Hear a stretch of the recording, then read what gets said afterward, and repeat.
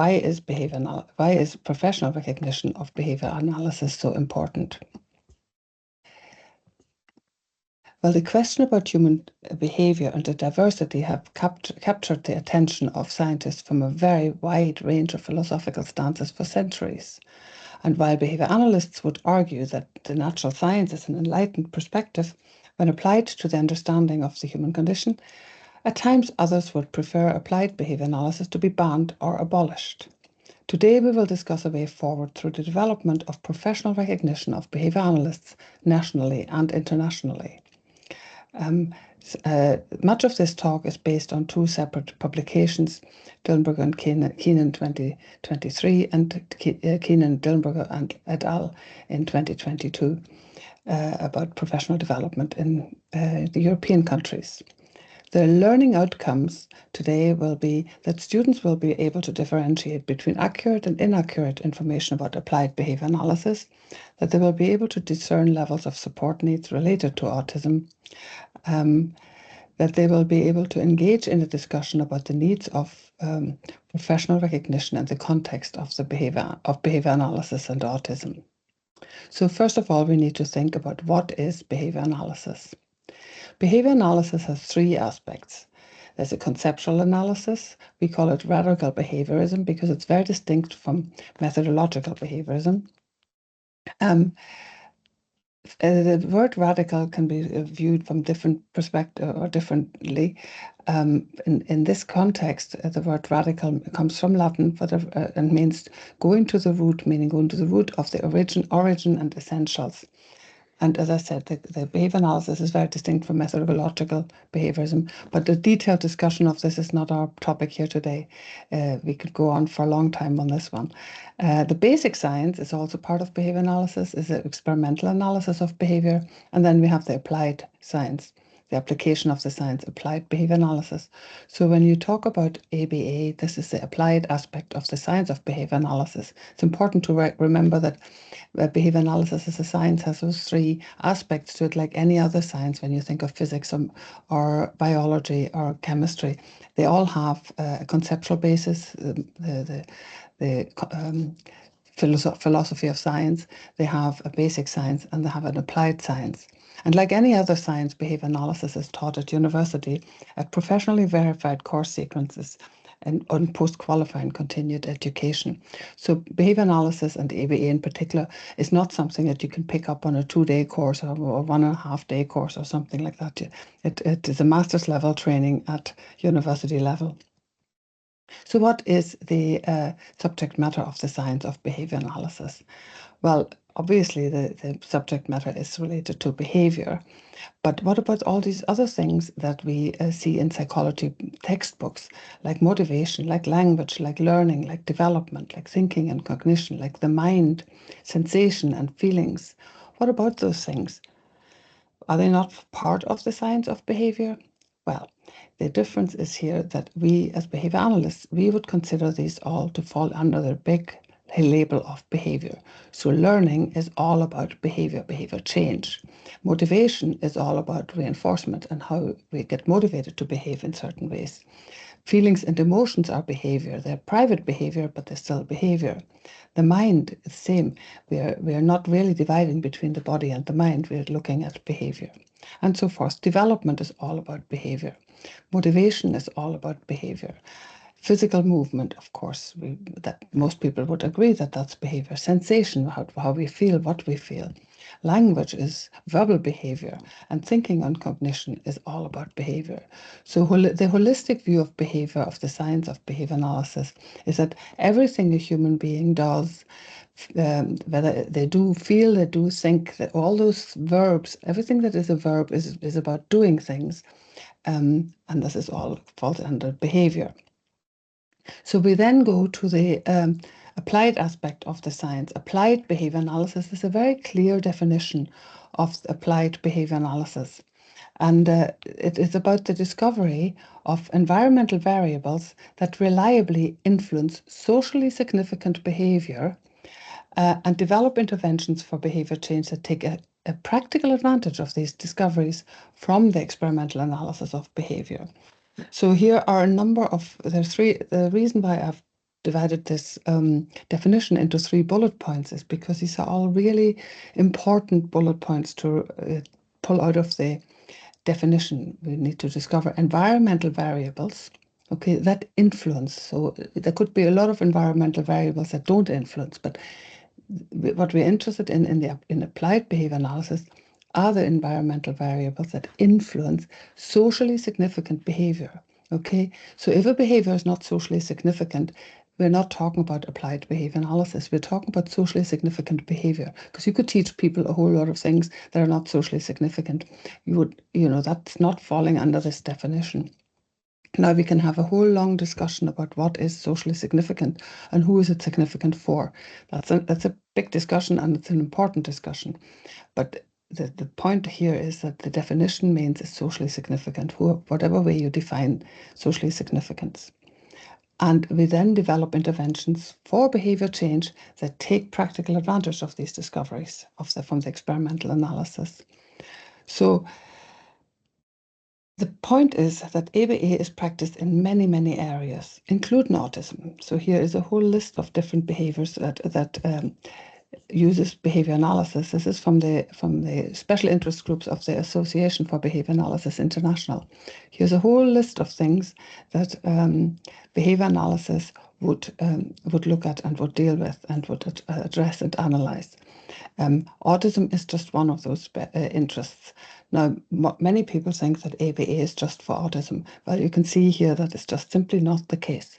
Okay, autism is very much one of the fields in the special interests of behavior analysts, but there are many, many more interests. So, but because we're looking at autism as a larger field, and in terms of behavior analysis, it has had a major impact. Let's have a quick look at what is autism. Autism was first in the diagnostic manual in 1980, so it's just 24 years ago. It's not, 44 years ago. It's not that long ago. In the DSM-3, autism was the first time mentioned. And at that time, or before that, profoundly autistic people were considered unteachable and unreachable and commonly confined to lifetime and institutional care. So 40, 50 years ago, this is what happened to profoundly autistic people. And those who presented with challenging behaviors were exposed to electroconvulsive therapy and or physical or pharmacological restraint. So in the 60s, so slightly before the diagnosis, but still quite not that long ago, really, behavior analysts in the USA were the first professionals who were able to show that profoundly autistic individuals were not unteachable, as previously thought, but that they could be taught and that they could learn, providing appropriate teaching procedures were available. Okay, just remember, at that time, people were just saying this person is autistic and put them into an institution and probably using ECTs or other kinds of pharmacological restraints on them. So then in the DSM-4, autism was still included in a whole range of different definitions, and there was also, interestingly, the definition between autism and Asperger's syndrome. But that changed in 2013, so that's already quite a while back. In the DSM-5, the term autism spectrum disorders came in place, and that combined profound autism with Asperger's syndrome. Asperger's syndrome in the DSM-4 was defined as having autism, but not with an intellectual disability, sometimes even considered people to have superior intellect.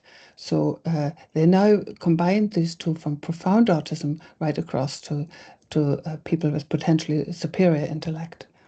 Since then, the fight for awareness, acceptance, and equal rights has been shaped by autistic self-advocates, mainly through the neurodiversity movement. There has also So they exposed the consequences of discrimination, ableism, a normalizing agenda, being viewed from a medical rather than a social model, and misunderstandings concerning support needs. But of course, there's a bit of an issue here, because if you give just one diagnosis label for people that are profoundly affected and people who have autism, but they might have intellectual are very capable intellectually, it's going to be a problem if you put them all under the same diagnostic label, and that's what's been happening.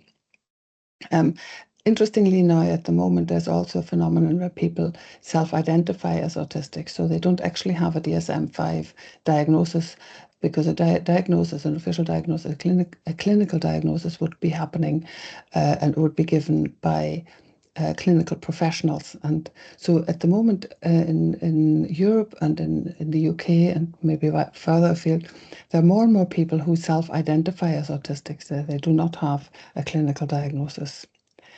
But when it comes to autism, to profound autism, I would advise you to look at that video by Lee Wachtel. Here's a YouTube link.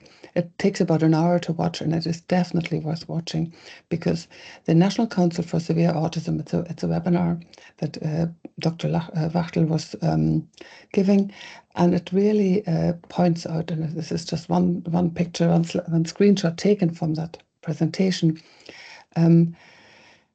Here we see Greta Thunberg, who is most people probably recognize as a climate change activist.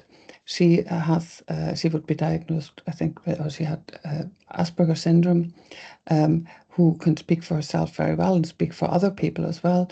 And Dr. Wachtel contrasts that with the self-interest behaviors and the very severe injuries that she sees in the clinic that she's working in, where people with very profound autism and severe self-injurious behavior, they all have the same diagnosis. They would all be considered on the autism spectrum at the moment. So some of these self-advocates, not Greta Thunberg, but some of these self-advocates express very strong views against ABA. They say there's potential side effects, there's autistics say no, alternatives, they're looking for alternatives. And one of the things why I always start my presentations with a definition of what ABA is and how it fits into the science of behavior analysis is because many of these people have not studied ABA in any depth at all. So when they talk about ABA, it is not it's not the same at all that when I talk about ABA. So it's an abbreviation that has gone in the wrong direction. What these people often talk about is discrimination, ableism, normalizing a gender, and being viewed from the medical rather than the social model. And of course, misunderstanding support needs. They're talking about those kind of things, and they think that that's anything to do with ABA when it hasn't. It's a societal problem and it needs to be dealt with.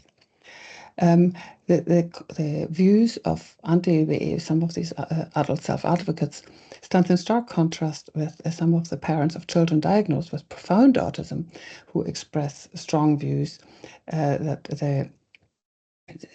so for instance, in the Autism Science Foundation, we have a YouTube video of Voice for Severe Autism.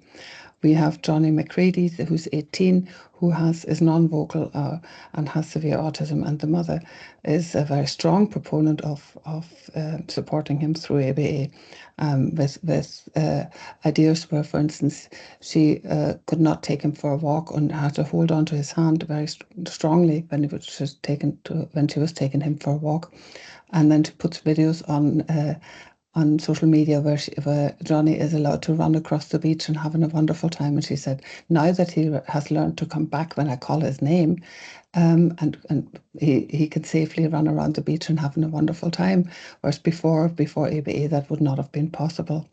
And the same, the family here, Hector's family, are under the social label of Parents' Guide to Coping with Autism.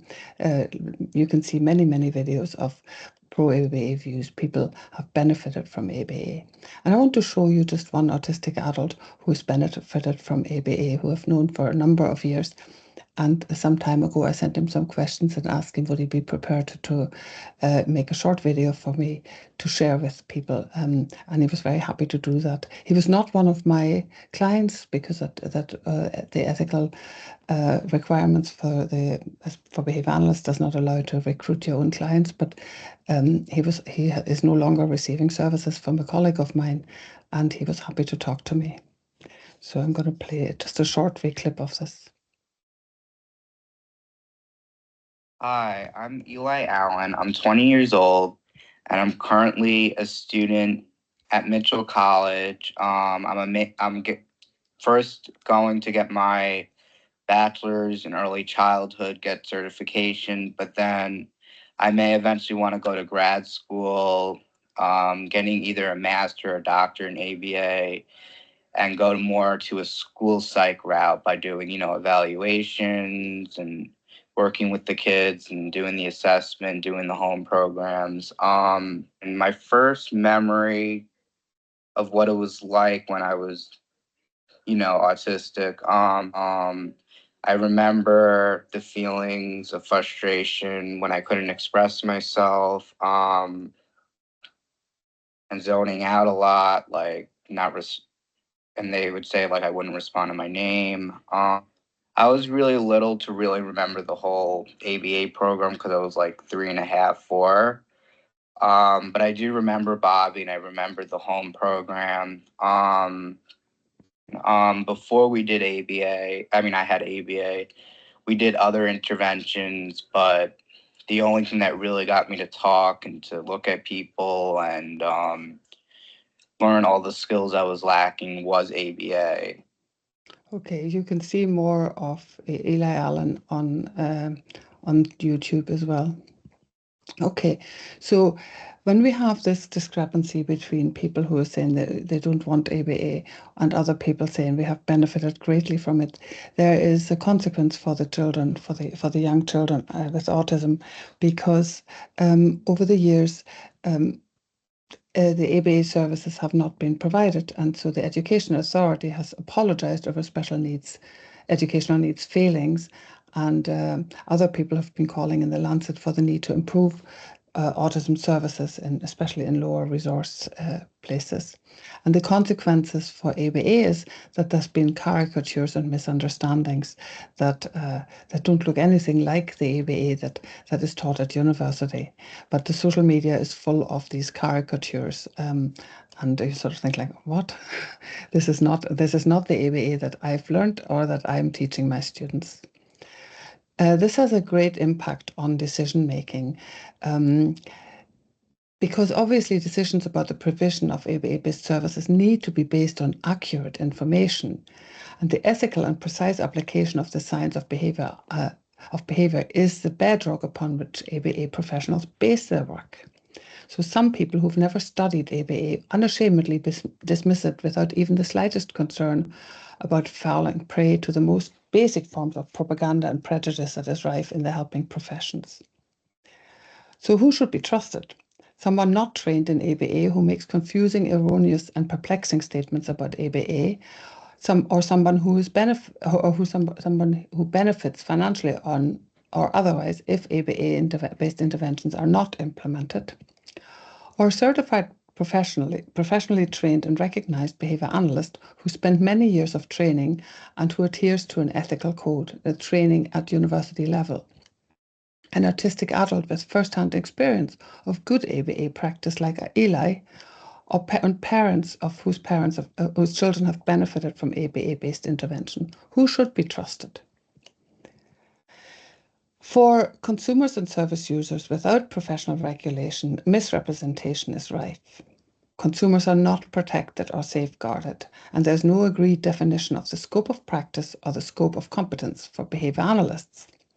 Professional standards and ethics are not legally enshrined, and service users have limited access to well-trained behavior analysts. So as you can see, without professional recognition, the situation that I have described so far has been allowed to be maintained over many years, and professional regulation is really the only way to combat this lack of services and the misunderstanding.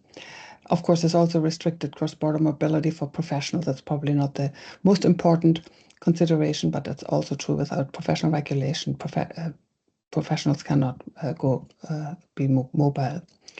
So, what happens to the professional title behavior analyst? In most non-US countries, the title behavior analyst is not protected, which means that anybody can call themselves a behavior analyst. Okay. Anybody can say, I'm doing ABA, I'm a behavior analyst, because if the professional title is not protected, you can just say that. Nobody can do anything about it. There's also discrimination, violence, and abuse. So where there is law breaking by behavior analysts, they're not all angels. They can also, if there is law breaking, this needs to be investigated and addressed immediately through legal channels. There are laws against discrimination. There are laws against abuse.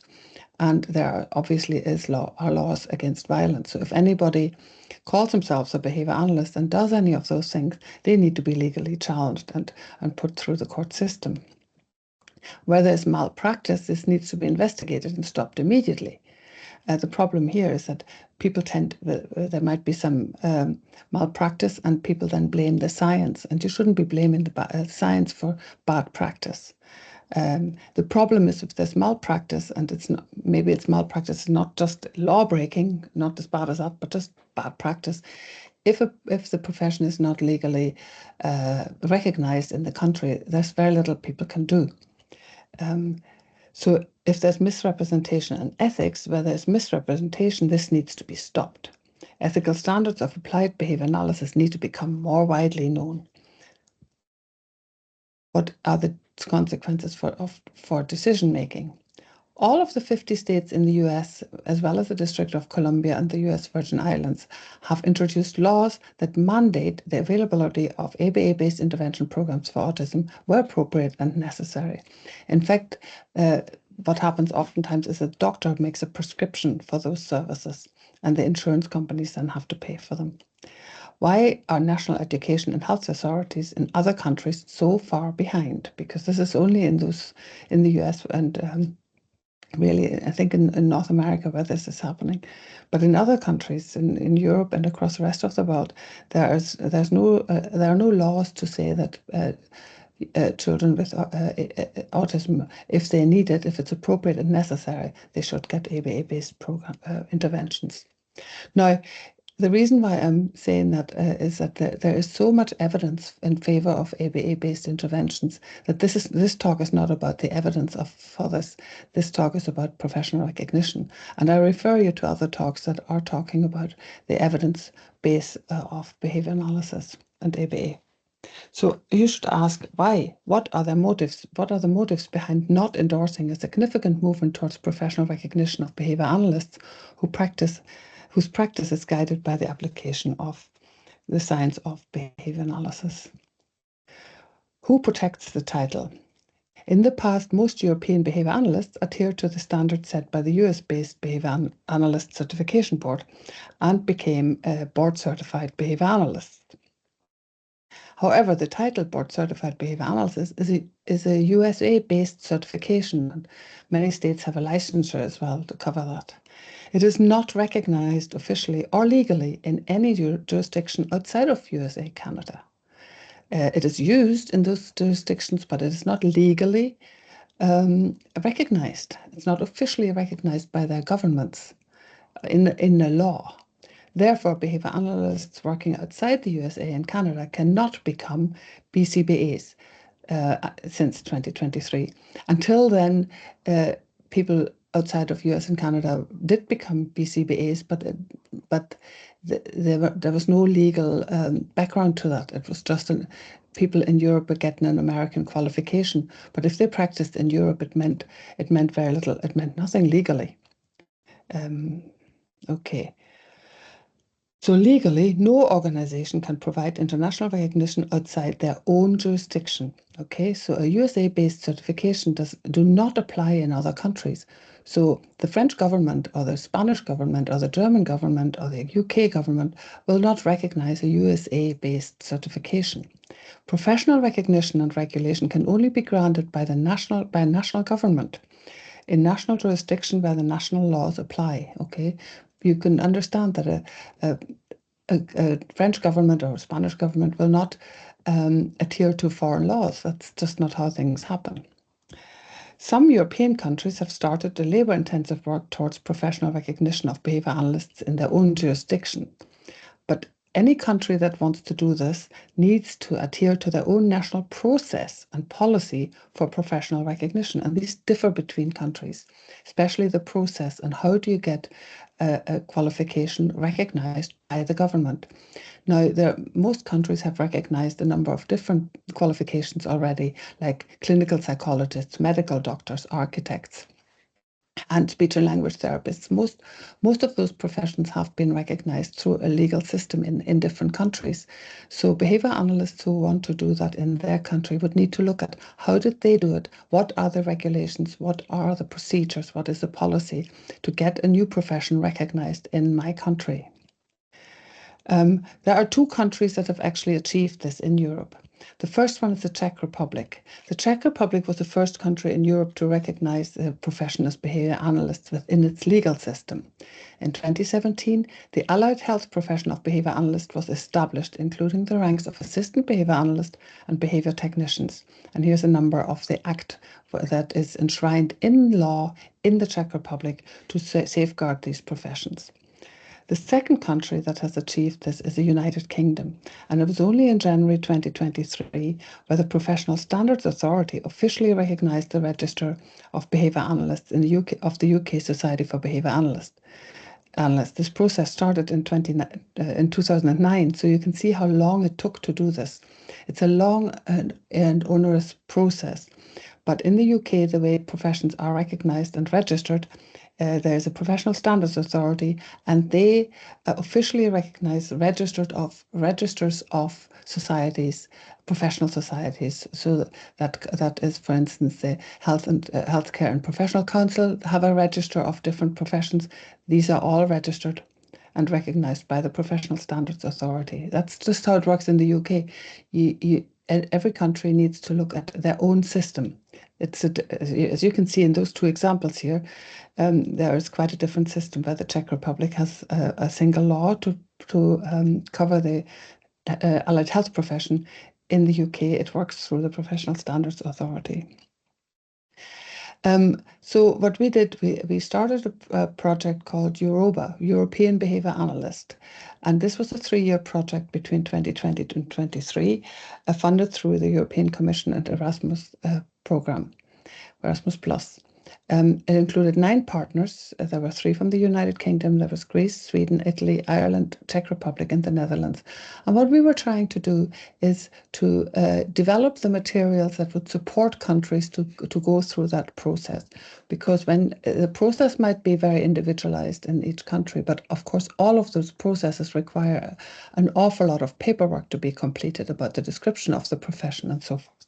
So we were trying to offer a standardized or a common basic description, because when countries have recognized across Europe, when countries have recognized a profession, they can then go for multilateral agreements. But they have to recognize the profession in their own country first before they can do that, because you can't recognize a profession in Europe that isn't recognized in their own in any of the European countries. So the aim of the project was to help countries aiming to achieve professional recognition of behavior analysts in their jurisdiction. So these materials can be used by the Greeks, they can be used in Greece, by the Swedes, can be used in Sweden, by the Italians, can be used in Italy, and so forth. At the moment, these materials are available in 6 languages. In those 6 partner languages, but of course they are also can be translated quite easily these days. And the good thing about the Europa project was that it was funded through the Erasmus program, which means copyright lies within the European Commission, and therefore they're freely available to any EU countries. So when it is achieved that when countries have gained professional recognition in their own country, then we can facilitate a mutual recognition across Europe to develop common standards and curricula in 6 languages, and we were trying to so that they would be free to translate for other people. Because any other curricula that you might find elsewhere, you might have to pay quite a lot of money to have copyright. But with these curricula belonging to the European Commission, and they haven't copyright, that's not the issue here. So we did six intellectual outputs. The first one was we mapped the profession of behaviour analysts onto the European qualifications framework. The second one, that was more a local one, we described the progress of 6 partner countries based on their national qualification frameworks and map that onto the European qualification framework. So that gives you an example of what you probably would have to do in your country. You'd have to look at your own national qualifications framework and see how behaviour analysts fit there, and then map that onto the European qualifications framework if that's what you want to do. We also did a glossary to make sure that we all to speak the same language. And then we did another couple of important intellectual outputs. The first one was we made a document that also lists the key competencies for a Europa technician level. So this is a technical pre-degree level. In the American vernacular, that was a registered behavior technician. Obviously, we don't. It's not exactly the same, but it's on the same level. And this document offers a guide to course developers as well. We then did the very similar thing in terms of competencies for the master's level, and offered a guide for course developers as well. So so this, anybody wants to develop the professional recognition could take those documents and adjust them to themselves. But these are basic key competences. And then we provided a multimedia resource that's free of charge, and a technician course at simplestepsautism.com. In those languages, simplestepsautism.com is it's available in 10 different languages at the moment because previous work had been happening, so applied behavior analysis, why professional recognition is important. Just to go back after the practicalities, we've just talked about the practicalities and what countries would have to do to get professional recognition. It's a long process. It takes a professional organization. It takes a lot of people to work together.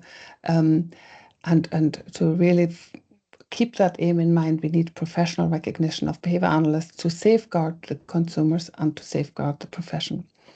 Because the problem is that there is a strategy often fostered by the establishment called divide and conquer. Julius Caesar used it successfully 22 centuries ago.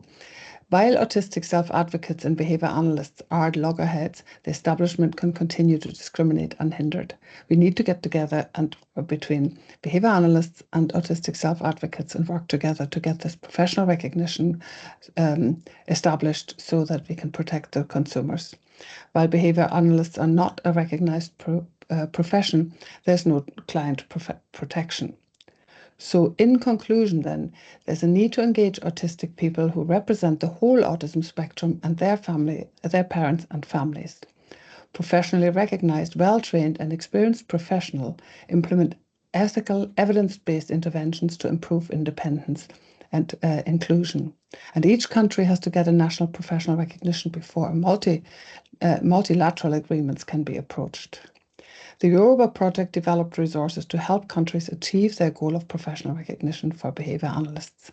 And here are the resources for the Europa project, for the Simple Steps resource, for our own Centre for Behavior Analysis at Queen's University. There are multiple resources available, video of webinars and so forth, and a website that myself and Professor Keenan put together, Behavior Analysis, a primer for anybody who wants to have a look further at behavior analysis. Thank you very much.